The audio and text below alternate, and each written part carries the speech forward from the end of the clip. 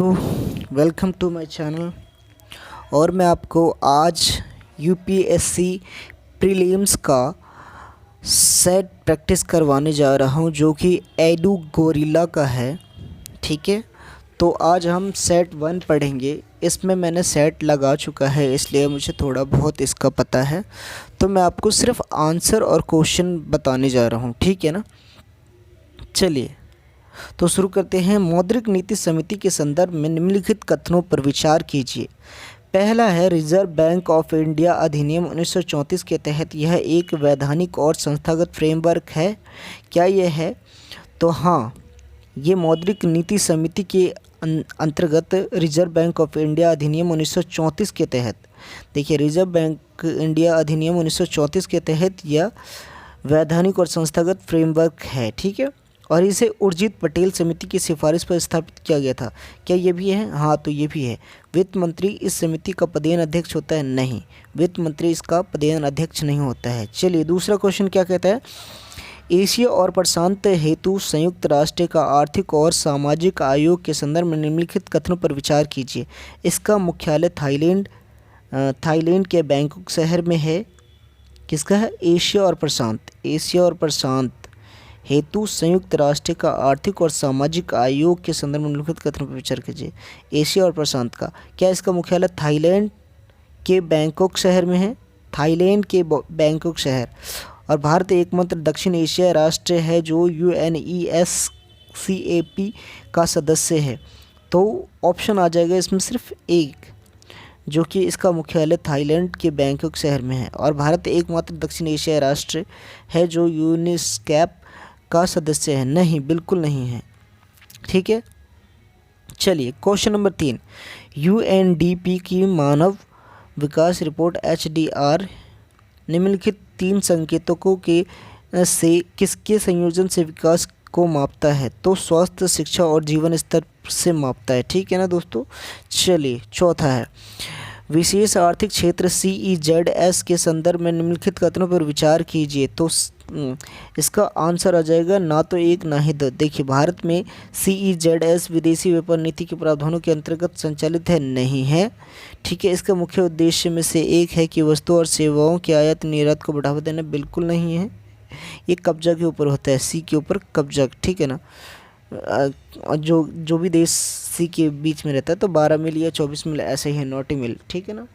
चलिए अब इसको आप पढ़ लीजिएगा, मैं आपको सेट प्रैक्टिस लगवा रहा हूँ। सीमांत निधि लागत पर आधारित उधार दर MCLR के संदर्भ में निम्नलिखित कथनों पर विचार कीजिए। तो सीमित निधि लागत पर आधारित उधार दर किसी बैंक की न्यूनतम ब्याज दर को संदर्भित करती है जिसके कम रहने पर वह उधार नहीं दे सकती। यह भारतीय रिजर्व बैंक द्वारा तय की जाती है।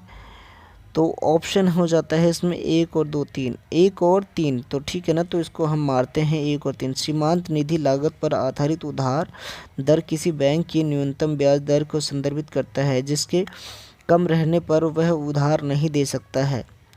भारतीय रिजर्व बैंक ने उधार दर से MCLR में परिवर्तन करने का फैसला किया क्योंकि सीमांत निधि लागत पर आधारित दरें नीतिगत दरों में बदलाव के प्रति अधिकतम संवेदनशील होती हैं। ठीक है ना। तो देखो क्या क्या होता है। बैंक की न्यूनतम ब्याज दर को संदर्भित करती है, कम से कम रहने पर वो उधार नहीं दे सकती। बैंक की न्यूनतम दर अगर कम से कम है तो उधार नहीं दे सकती। ठीक है ना। उधार दर और MCLR, और यह है रिजर्व बैंक ने उधार दर MCLR में परिवर्तन करने के लिए फैसला किया है क्योंकि सीमांत निधि लागत पर आधारित दरें नीतिगत दरों में बदलाव के प्रति अधिक संवेदनशील होती है। ठीक है ना। चलिए फिर आते हैं हम क्वेश्चन नंबर 6 पर। पारिस्थितिक संवेदी क्षेत्र के संदर्भ में निम्नलिखित कथनों पर विचार कीजिए। तो क्या है पारिस्थितिकी? यह संरक्षित क्षेत्र और राष्ट्रीय उद्यानों और वन्यजीव अभ्यारण्य के आसपास 10 किलोमीटर के भीतर एक नाजुक क्षेत्र है। तो हाँ, यही है बस। ठीक है ना। इसका और ये वाला है इसे भारतीय वन अधिनियम 1927 के तहत अधिसूचित किया गया है। तो नहीं, 1986 के तहत अधिसूचित किया गया है। ठीक है ना। चलिए आप क्वेश्चन नंबर 7 पढ़ते हैं। 7 में क्या कहा गया है?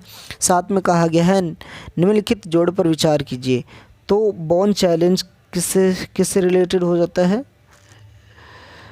अब इसमें आपको ऑप्शन दिया हुआ है, इसमें आपको मिलान नहीं करना है। इसमें आज बॉन्ड चैलेंज क्या प्रवासी प्रजाति से है तो नहीं है। तो आर्ची टारगेट है जैव विविधता संरक्षण से, आर्ची टारगेट किसे है, जैव विविधता संरक्षण से। और कार्टाजेना प्रोटोकॉल है जीवित संशोधित जीव MLO से, कार्टाजोना प्रोटोकॉल। और नागोया प्रोटोकॉल है आनुवंशिक संशोधन से जुड़ा पारंपरिक ज्ञान के टीके से, ठीक है ना। Nagoya protocol. आर्ची टारगेट है जैव विविधता संरक्षण से, कार्टाजोना प्रोटोकॉल है जीवित संशोधित जीव MLO से। और नागोया प्रोटोकॉल है आनुवंशिक संशोधन से जुड़ा पारंपरिक ज्ञान से, टीके से, ठीक है ना। चलिए, तो ये चारों, ये 2, 3 और 4 आते हैं इसमें, ठीक है। अब चलिए हम क्वेश्चन नंबर 8 पे जाते हैं, जिसका है असहयोग आंदोलन शुरू करने के पीछे निम्नलिखित में से कौन से कारण थे। तो कौन से कारण थे, 1 और 3 कारण थे, जिसमें जलियांवाला बाग नरसंहार था जो कि 13 अप्रैल 1919 में हुआ था। और मॉन्टेग्यू चेम्सफोर्ड सुधार से असंतोष ये नहीं था। रॉलेट एक्ट ये भी था, ये नहीं था ना। ये मॉन्टेग्यू चेम्सफोर्ड सुधार कब आया था, देखो शायद 1942 में आया था, एक बार क्लियर कर लेना आप। रॉलेट एक्ट 1919 में आया था, ठीक है। और खिलाफत आंदोलन 1920 में आया था। तो इसके बाद असहयोग आंदोलन गांधी जी ने चलाया था। भारत में कोशिकीय एवं आणविक जीव विज्ञान केंद्र से संबंधित है। निम्नलिखित कथनों पर विचार कीजिए। यह भारतीय विज्ञान शिक्षा और अनुसंधान संस्थान के तत्वावधान में संचालित होता है। यह एक प्रमुख शोध संस्थान है जो आधुनिक जीव विज्ञान के प्रमुख क्षेत्रों में उच्च गुणवत्ता युक्त बुनियादी अनुसंधान होता है, प्रशिक्षण का संचालन करता है। यह ग्लोबलता molecular and cell biology network UNESCO द्वारा इसे सेंटर ऑफ एक्सीलेंस के रूप में नामित किया गया है। तो इसमें ऑप्शन आ जाएगा डी, जिसमें 1, 2, 3 तीनों हैं, 1, 2, 3 तीनों हैं। कोशिकीय एवं आनुवंशिक जीव विज्ञान केंद्र से संबंधित है। यह भारतीय विज्ञान शिक्षा और अनुसंधान संस्थान के तत्वावधान संचालित होता है, ठीक है। यह एक प्रमुख शोध संस्थान है जो आधुनिक जीव विज्ञान के प्रमुख क्षेत्रों को उच्च गुणवत्ता युक्त बुनियादी अनुसंधान प्रशिक्षण का संचालन करता है। क्या है, कोशिकीय एवं आणविक जीव विज्ञान, ठीक है। Global molecular and cell biology network UNESCO द्वारा सेंटर ऑफ एक्सीलेंस के रूप में नामित किया गया है, ठीक है ना। ये तीनों चीज़ आ जाता है इसमें। अभी देखिए 10वां क्वेश्चन क्या कह रहा है। अर्जुन MBT परियोजना किसके विकास से संबंधित है। तो टीके के विकास से। अर्जुन MBT परियोजना टैंक के विकास से, ठीक है ना। Tank, Arjun tank. अब ये देखिए 11वां क्या कह रहा है। महाद्वीपीय विस्थापन सिद्धांत के संदर्भ में निम्नलिखित कथनों पर विचार कीजिए। तो पहला है, यह लैप्लेस और मोल्टन द्वारा प्रस्तावित किया गया था, नहीं किया गया था। इस सिद्धांत के अनुसार संयुक्त महाद्वीप का भूभाग पैंथेलासा कहलाता है, नहीं कहलाता है। उपरोक्त कथन में से कि कहलाता है, नहीं कहलाता है। पैंथेलासा कैसे कहला सकता है। तो उपरोक्त कथन में से कोई सा नहीं होगा, ना तो 1 ना ही 2, ठीक है ना। चलिए अब आगे पढ़ते हैं। Question number 12। निम्नलिखित में से कौन कभी कभी समाचारों में दिखने वाले पद दोहरे तुलन पत्र की समस्या का सर्वाधिक उपयुक्त वर्णन करता है। तो दोहरे तुलन पत्र, ठीक है ना। तो कौन ज़्यादा करता है। तो उच्च बैंक चालू खाता घाटा तथा राजकोषीय घाटा करता है, तो नहीं करता है। ये उच्च चालू खाता घाटा तथा व्यापार घाटा करता है, नहीं करता है। जब बैंकिंग तथा कॉर्पोरेट क्षेत्र दोनों दबाव में होते हैं तब करते हैं दोहरे तुलन पत्र की समस्या, ठीक है ना। और ये क्या है, जब सार्वजनिक तथा निजी क्षेत्र दोनों के बैंकों में उच्च स्तर पर गैर निष्पादनकारी परिसंपत्तियां हो तब नहीं करता है, ठीक है ना। चलिए क्वेश्चन नंबर 13 पढ़ते हैं। क्या कहा जा रहा है 13 में।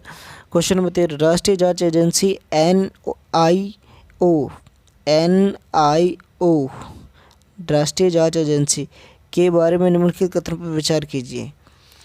तो ये केंद्रीय आतंकवाद निरोधक कानून प्रवर्तन एजेंसी के रूप में कार्य करता है। हाँ, ये करता है।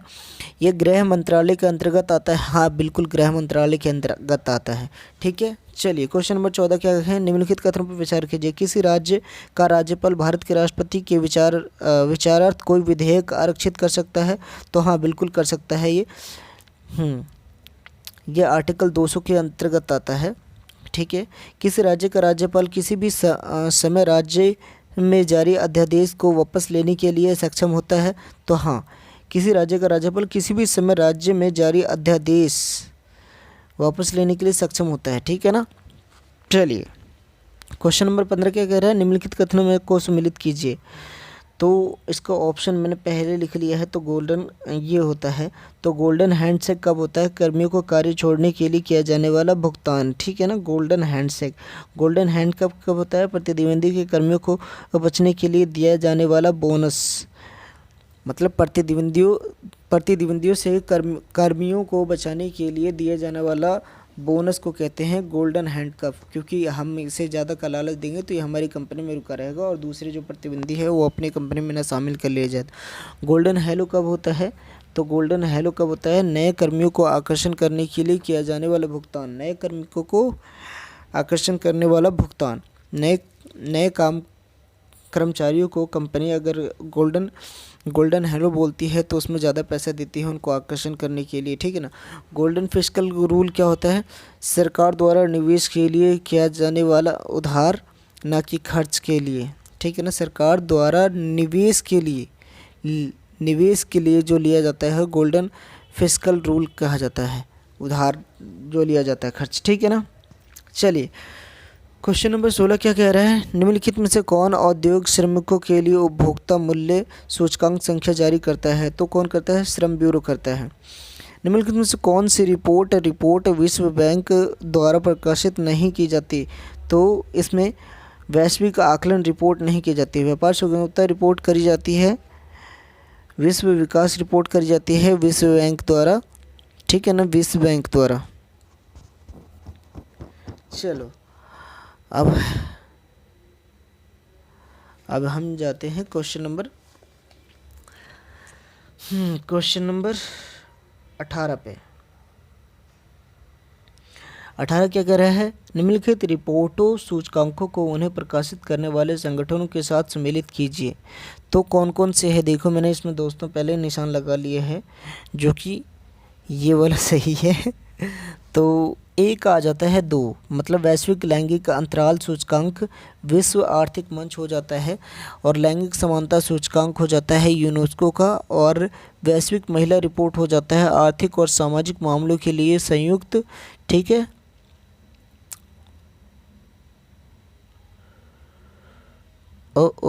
इसमें मैंने गलत लगा रखा है क्या? चलिए, ए का हो जाता है 2 और बी का हो जाता है 1। ठीक है, और सी का हो जाता है 4, सी का 4 हो जाता है, डी का 1 हो जाता है। फिर से ये क्या गलत है? ये कैसे गलत है? चलो मैं आपको बताता हूँ।